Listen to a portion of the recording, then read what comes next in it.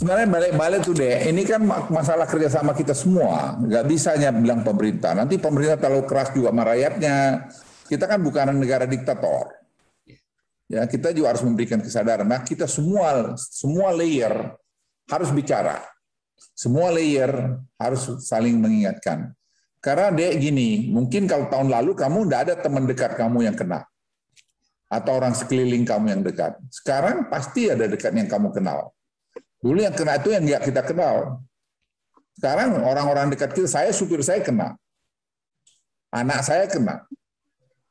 Ya, menantu saya kena. Ya, mereka recovery, tapi kena. Ya, artinya barang ini sudah di mana-mana.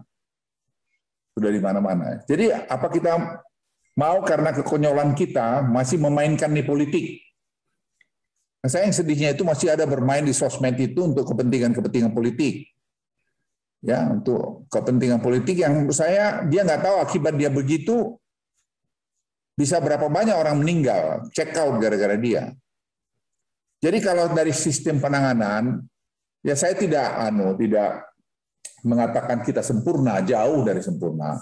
Tapi kita paham lah apa yang kita kerjain sekarang. Dan kita tahu kapan kira-kira kita harus minta tolong keluar gitu. Kapan kira-kira? Ya, kapan kita masih bisa memanage ini? Ya, ini juga artinya tidak perlu kita malu kalau nanti satu ketika kita harus minta tolong dan sudah kita approach juga. Bukan kita sudah kita approach. Ya, kita juga nggak boleh sombong juga. Kita sudah approach beberapa negara yang kita anggap mungkin ya bisa kita minta tolong. Tapi lucunya ya negara yang mau kita tolong ini banyak bermasalah juga. Ya, banyak bermasalah. Jadi kita milih hanya beberapa pilihan, nggak banyak pilihan itu.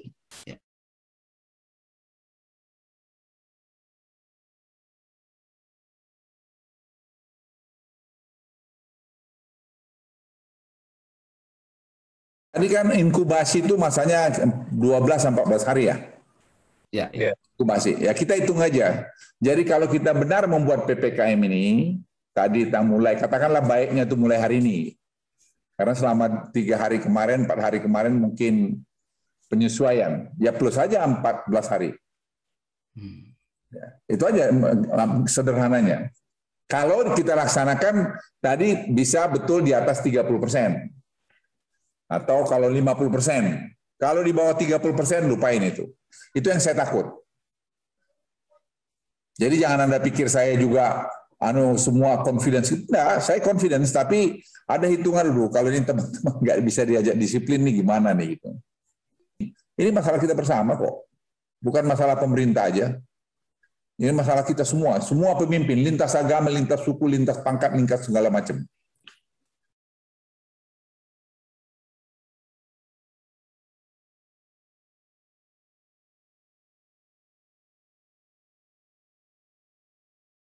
Saya sih mau bilang sih ya gimana ya, ya menurut saya banyak yang yang gimana ya, yang cari-cari popularitas dengan keadaan seperti ini, ya itu yang saya sedih. Dan dia sekolahnya tinggi, jabatan pernah hebat, walaupun kelakuannya kalau lihat di belakang nggak jelas juga gitu. Jadi ya menurut saya harus memberi ketauladanan. Kata kunci itu kan ketauladanan. Ya sesuai kata dengan perbuatan. Sederhana sekali kok hidup ini, jangan dibikin ribut. Jadi kalau kamu mau jadi pemimpin ya sesuailah kata dengan perbuatanmu. Jangan hanya kau ngomong aja, tahu kelakuanmu tak jelas. Nah, itu banyak di antara kita, politisi-politisi kita juga saya lihat, atau di antara anak kita semua lah, banyak yang begitu. Dan dia nggak sadar bahwa apa yang disebutkan itu punya dampak. Dampak mungkin juga mendidik anak-anak kita jadi tidak baik, anak-anak muda. Oh rupanya kalau mau jadi popularitas caranya begini, gitu. Dengan membuat sesuatu yang merusak keadaan tanpa bertanggung jawab.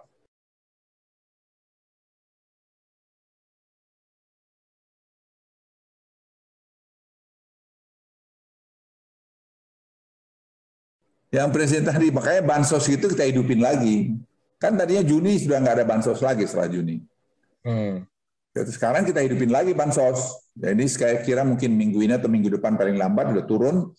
Juga Agustus kita turunin lagi.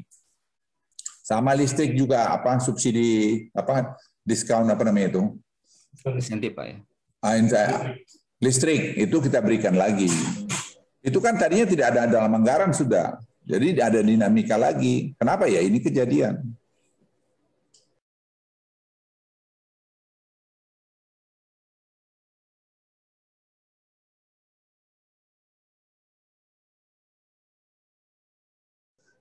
Apa varian Delta yang terakhir?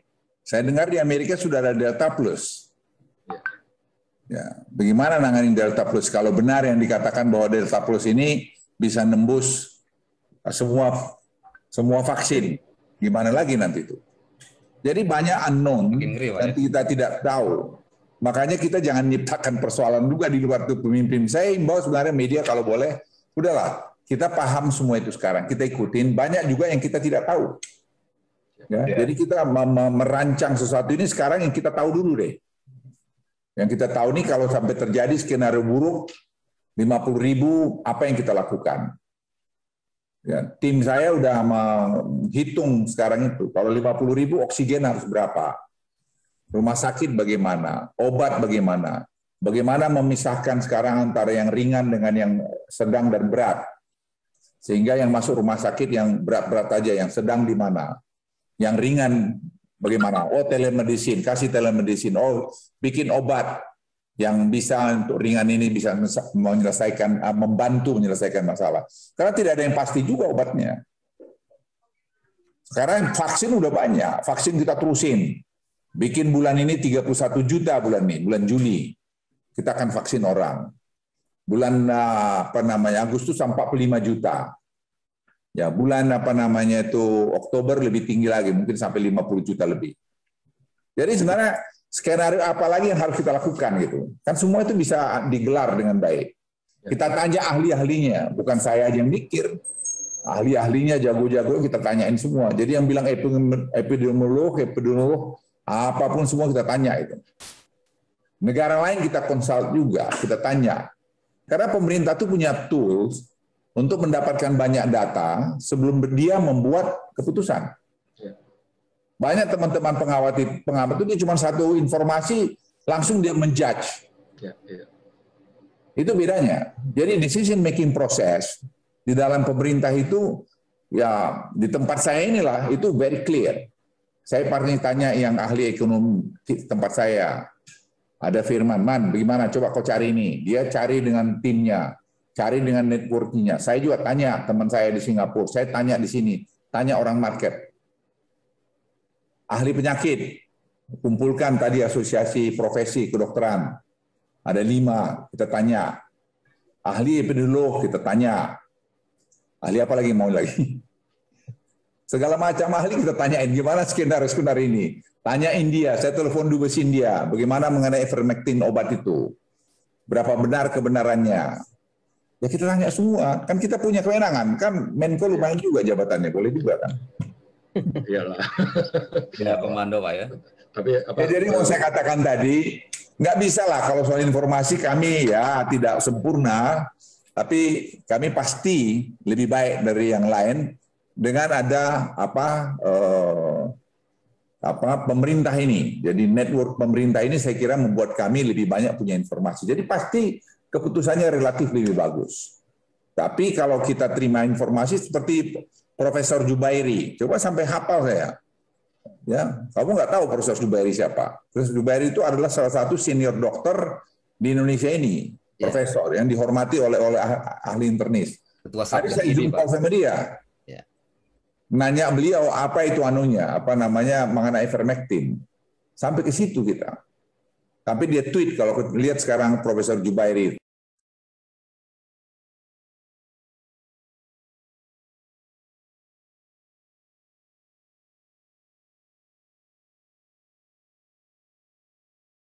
Jadi gini soal tagihan ya, tagihan ini juga nggak semua salah pemerintah pusat. Jadi dana itu semua sudah diberikan di pemerintah daerah, 8% itu. Ya, ada dana penanganan COVID. Tapi penyerapannya kecil. Nah sekarang kita mau tarik ke atas bayarin, dan hari ini saya kira udah beres. Dulu seperti Rumah Sakit Muhammadiyah, itu tagihannya sampai 1,5 triliun.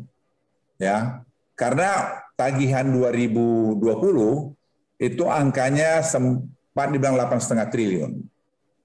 Oleh Minister Budi dibayarkan kalau tidak keliru 5,6 triliun.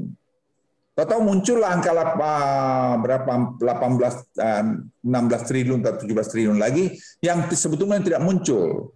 Sehingga tagihan tahun lalu angkanya kalau tidak keliru 22 triliun. Nah, itu satu masa uang. Jadi uang udah mulai dibayarin. Termasuk tadi insentif dari para nakes. Itu juga para bukan nakes dan penyuntik. Ya, vaksinator. Itu pun rupanya dapat 700.000 sampai 800.000 ya.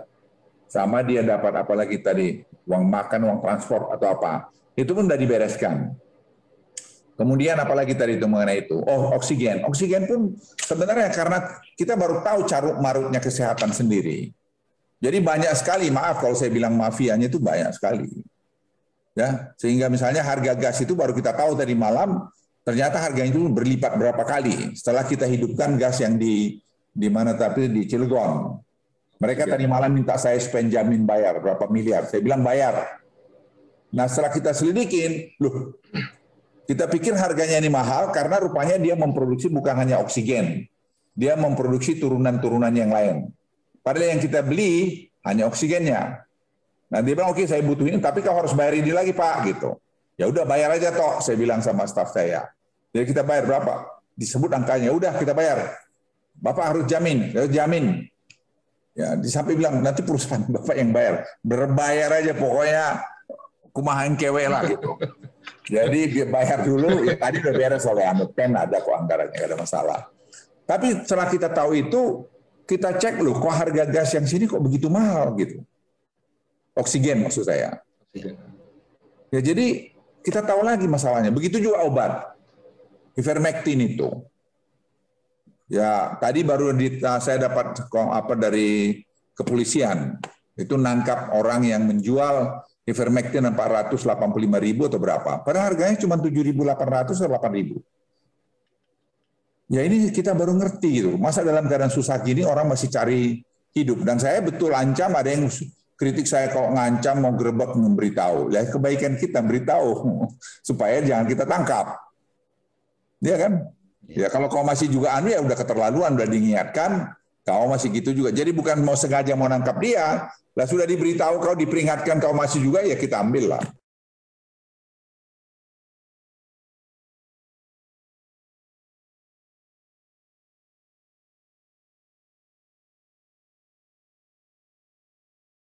Saya nggak mau cerita ini, inilah kekonyolan kita.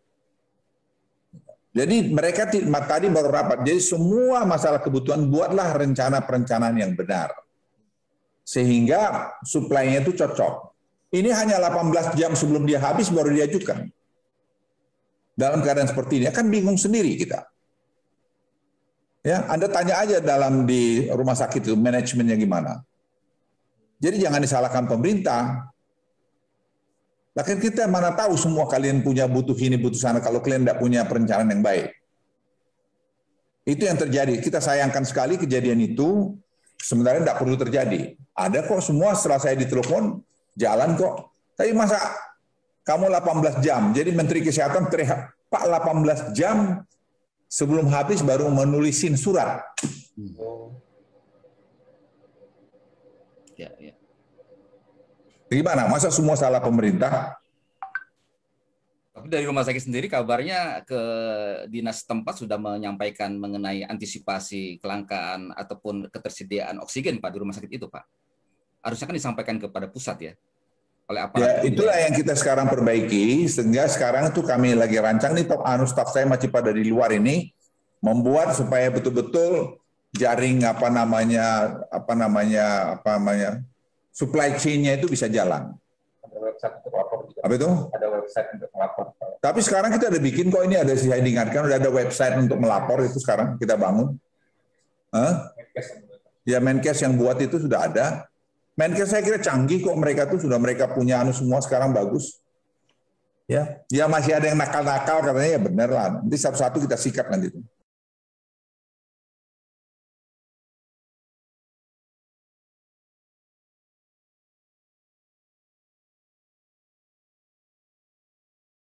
Ya rata-rata yang kena itu tuh 95% orang yang belum vaksin. Ya belum vaksin. Ya, ada yang kena vaksin banyak juga, tapi rata-rata mereka recovery. Ya, karena tidak bisa juga dia melindungi 100%. Dia bisa melindungi kalau tidak keliru berapa puluh persen itu ya, tergantung vaksinnya. Jadi itu yang kita sesalkan, makanya kita buat harus ada sertifikat vaksin supaya maksa mereka untuk divaksin.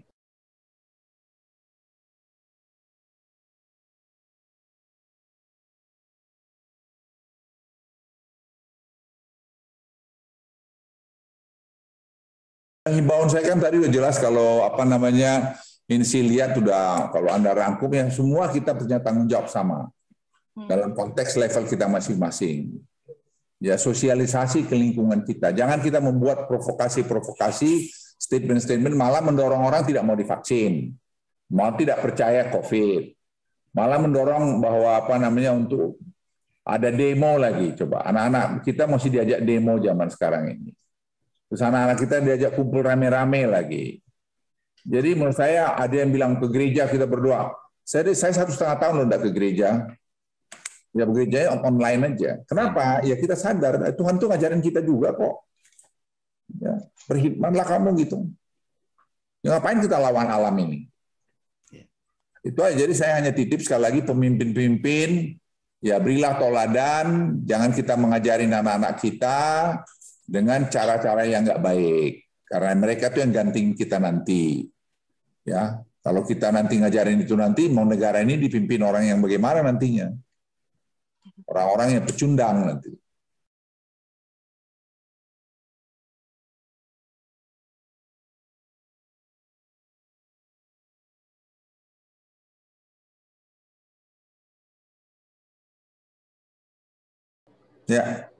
Ya kita ngambil langkah keras itu pun kalau itu untuk kepentingan orang banyak, kepentingan rakyat bawah. Kalau orang-orang yang sudah berada, yang sudah hebat, maaf ya, seperti saya udah punya hidup layak. Saya kan ekonomi ambruk pun saya masih ada duit kok. Tapi rakyat yang bawah itu yang pekerja hari ini makan malam. Itu kita harus lihat gitu. Dan itu yang saya suka presiden itu mikirnya itu. Bukan mikir kelas-kelas seperti saya atau mungkin lebih bawah saya, enggak begitu. Karena apa? Kita ngalamin coba 98 itu. Yang korban kerusuhan 98 siapa sih? Konglomerat? Ya enggak lah. Jadi korban berapa hartanya nanti naik. Yang korban tuh rakyat itu. Sekian lama nggak ada lapangan kerja. Nah ini juga sama. Jadi saya pikir harus berpikir ke sana. Jadi kalau ada tokoh-tokoh bilang, biarkan ribut lah, rusuh lah gitu. Dia ngomong nanti kalau begitu ribut dia lari berlindung kemana? Buat tanggung jawab dia maju ke depan. Katanya hebat.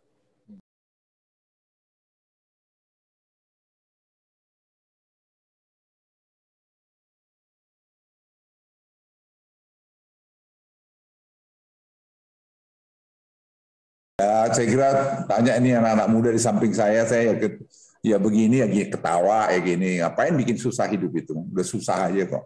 Ya saya olahraga tiap hari. Masih sempat Pak ya? Ya, saya treadmill tiap pagi. Itu tadi pagi saya treadmill 55 menit. Ya, tapi saya tidak stretching sekarang karena saya takut karena pelatihnya yang dari luar nanti ya karena kita nggak tahu sih. Kita harus jaga diri kita sendiri. Ya. Kalau makan bagaimana Bapak? Ya, saya makan ya saya mau makan enak nggak ada pantang. Ya, kalau malam saya kurangin atau saya tidak makan malam. Oke. Ya itu masalah disiplin lagi. Jadi ya kita seperti saya bilang berkali-kali hidup ini saya sebagai seorang bekas tentara ya, tetap saya percaya ketauladanan tadi. Ya kita tidak sempurna, tapi ya buatlah sebaik-baik mungkin yang kau bisa lakukan.